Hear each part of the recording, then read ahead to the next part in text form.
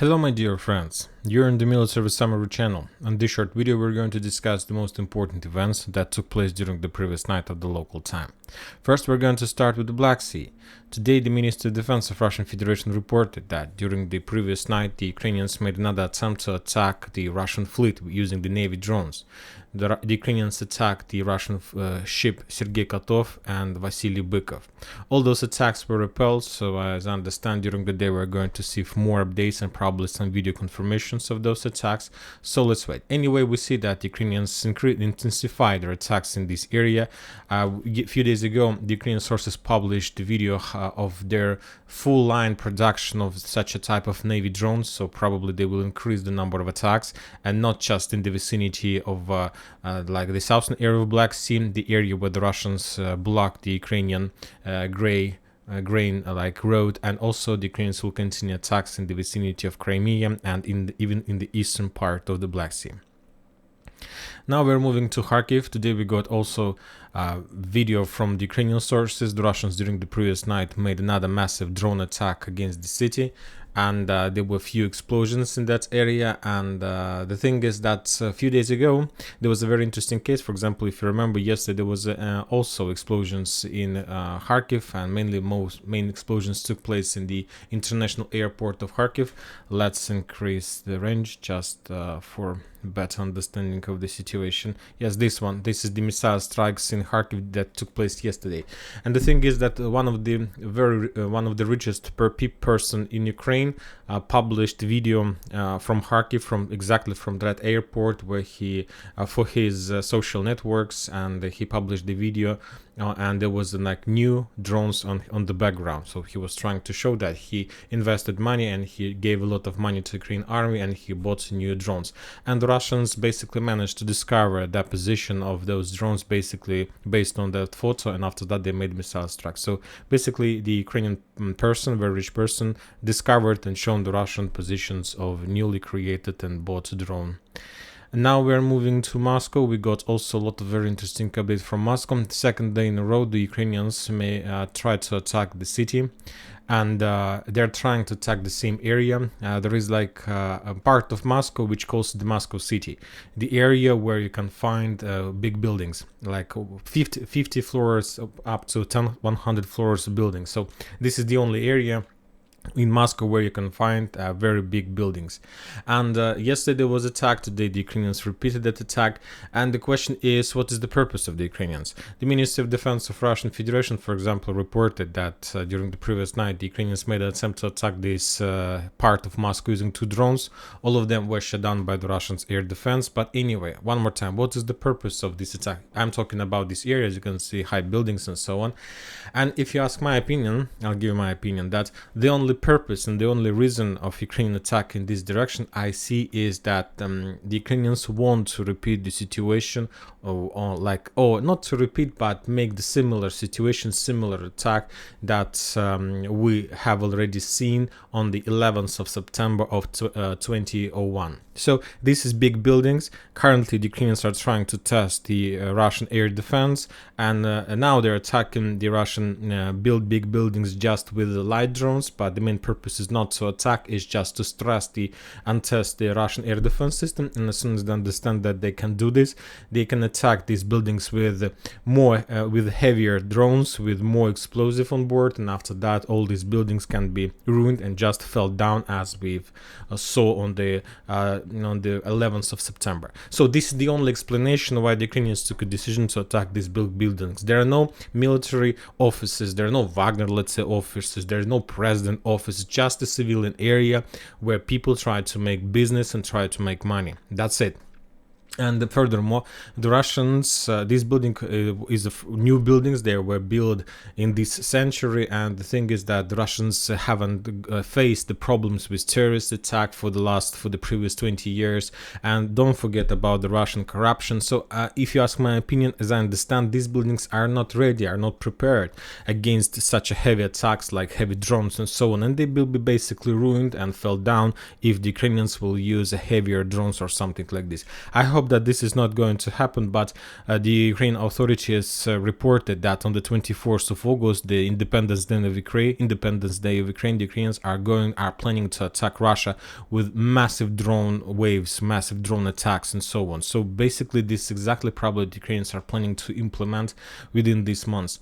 Now we're moving to the south, to Orekhov Bridge. Today we got a lot of very interesting videos from this area. The Ukrainians continue to implement the evacuation process, the rotation process. The Russians discovered the Ukrainian positions and they bombed them almost during the previous night, during this morning, during the previous evening.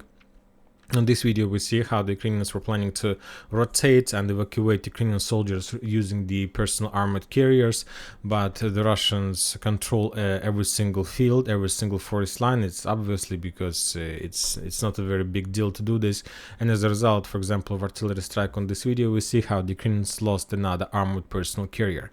Interesting videos are coming from this area. The Russians published video how they probably this is the old video from the previous waves, but another video from another angle, how the Russians destroy a small convoy of Ukrainian armored vehicles using drones, using Lancet strike. As a result of attack, the Ukrainian tank just blown up and destroyed the armored vehicles that were nearby. Another video we got from area on the north of Robotyne. The Russians reported that they discovered the Ukrainian forces, the Ukrainian light vehicle that was trying to implement evacuation, and that armored vehicle was destroyed. Furthermore, the Russian claims that the fresh video we got of the previous night, the Russians drone attacked the Ukrainian tank, and after that there was a very heavy explosion. We got this video from many angles. This is the same video from another angle. The tank arrived. There was Ukrainian soldiers who was running around this area, and after the tank tried to start movement, we will see drone on the north, flying from the north. Just a second, that was a very small episode, and after that the tank was destroyed. But this is about the Ukrainian situation, which confirms that Ukraine still controls the area, the sector on the north of Robotyne. But we got also another very interesting video from the south, from the area where we saw the massive destruction of Ukrainian army. I'm talking about this video. The Russian author claims that on this video we can see the evacuation and rotation process of the Russian forces. This video is geolocated and this is the fresh video that took place probably maybe even this night of the local time. The Russians sent personal armored carrier exactly to the area of massive destruction of Ukrainian forces that we saw during the previous days, during the previous attack. The Russian personal carrier got exactly to this area. Now soon you will see that this area we will recognize, I believe. So on the left corner we see that area where the Ukrainians lost a significant number of their armored forces, of armored vehicles and infantry. The Russians got the trenches. You see the black dots. That means that there is a real fortifications that were built by the Russians during the preparation process. And according to this video, the author claims that the Russians packed the infantry, the soldiers, completed the rotation process, and after that, that armored vehicle successfully left the territory. The thing is that this video confirms that the Russians during the previous days managed to launch a counter-offensive operation and to force the Ukrainians to step back from this area to the north. Another important thing that if you take a look at this video carefully, you're going to see that the Ukrainians were using all types of weapon to destroy that rotation machine. The Ukrainians were using cluster rounds, the Ukrainians were using just the regular artillery rounds, and so on. Just in a second we're going to see the beginning of usage of cluster rounds. This is Russian personal carrier with soldiers on board. And now we're going to see the usage of cluster rounds. Just a second. The Ukrainians start bombing with the regular rounds, and now they're going to another regular. And just in a second, we're going to see the cluster rounds. Just a second. He's trying to evacuate. He evacuated successfully. Now this is it. So the Ukrainians were trying to shut down that armored vehicle, but the Ukrainians were unsuccessful. So that means that as a result of counter-offensive operation, the Russians managed to restore their positions in this area, and we will update the map before the next video. And the Ukrainians were forced to step back further to the north, to let's say to the first defense belt on the north of Robotyne. And also, the Russians published another video of helicopters. Somewhere in Zaporozhye area, their helicopters are working 24 hours per 7 days. And on this video, we see another episode of attack of Ka-52 with long-range missiles. I'll remind you that the Russians have upgraded their missiles. Now they can attack within a distance of 15 kilometers. When talking about Vremivka tactical bridgehead, the Ukrainians continue offensive operation, continue attacking Urozhaina, Staromayorsk. The Ukrainians continue attacking Pryutin. In this video, we see how the Ukrainian forces of 36th Marine Corps were attacking the Russian positions on the east of Pryutin. They managed to discover the Russian armored vehicle, BMP-1. And after that, they start bombing and shelling that armored vehicle with drones. So, as we can see, I'll remind you that probably this is the only successful unit that Ukrainians have. The units that can use and operate with drone forces. Another video we got a little bit from the north. This video is not geolocated softly. The thing is that, according to the author of this video, the Ukrainians were trying to shut down the Russian Ka-52 with anti-tank missile. So basically, the Ukrainians probably may be out of Stinger, or maybe Stingers are completely useless against the Ka-52, and basically the author tried to use the anti-tank missiles to shut down the helicopter, and he also was unsuccessful. Another video we got from the south area, from the area of Ugledar, and this very interesting video. I'll explain to you why. On this video, the author claims that the Ukrainians managed to discover and to destroy the Russian 2S4 Tulpan. And if you remember, during the previous days, the Russians were bombing and attacking heavily the Ukrainian positions in the vicinity of Novomikhailivka. So just a second, I will show you. So we see that there was like at least 2 areas of explosives, and maybe that was the guided bombs, maybe those were exactly the Tulpan. Anyway, the Ukrainians managed to discover the Russian positions, and after that, as a result of artillery strike, as a result of counter-artillery duels, the Ukrainians managed to destroy the Russian Tulpan. And what is the most interesting from this video is that the counter-artillery duels from the Ukrainian side was implemented by this artillery brigade. You're gonna see the icon of that brigade on the bottom left bottom of this screen. And this brigade, according to deployment map, is located in Odessa area. This is 406th Artillery Brigade. So probably some forces of that brigade were redeployed to the south in direction of Vremivka. So maybe this is it. Now we're moving to Klishchiivka area, and today we got another video episode of more clashes in the vicinity of the southwestern part of Klishchiivka, and this video we got from the Russian side.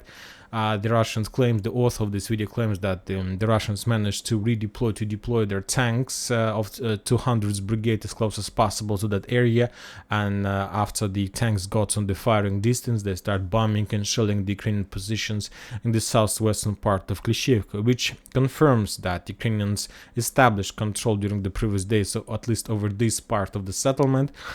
For now, the Ukrainians don't have possibilities, they don't have critical mass to develop their offensive operation further. And the Russians use this moment and they attack the Ukrainians with all type of weapon they have, at least on this bridgehead. We haven't received more updates from this territory. And probably that's it. Just a few videos more we got from the border. The Russians continue bombing, discovering and attacking the Ukrainian positions in Kharkiv area. And now, at least now, this situation, the entire situation with Kharkiv area gets a critical situation. Why is that? And I'll try to explain to you just after the video. The Russians claim that they managed to discover the Ukrainian forces and to destroy the accumulation of their force, their positions, and so on. If we increase the number of updates, let's say from the 23rd of July, we're gonna see a massive usage. All these icons are geolocated videos. Every single one, including the yesterday ones that we discussed about the long-range artillery system that the Russians, and this is the same squad. So currently the Russians have redeployed a very powerful artillery squad in the vicinity of Kharkiv. They're very successful, they're very useful, and they're attacking and bombing the Ukrainians heavily in this area. For now, it's very difficult to determine what is it, whether it's just a regular artillery trainings, artillery exercises, a very successful one, or this is the preparation before another attempt to attack the, let's say, the capital of the eastern Ukraine. Very difficult to understand, but the level of attacks tells me that something important is going to take place exactly in this area and Sumy region as well. And that's it. Probably not. This is not everything.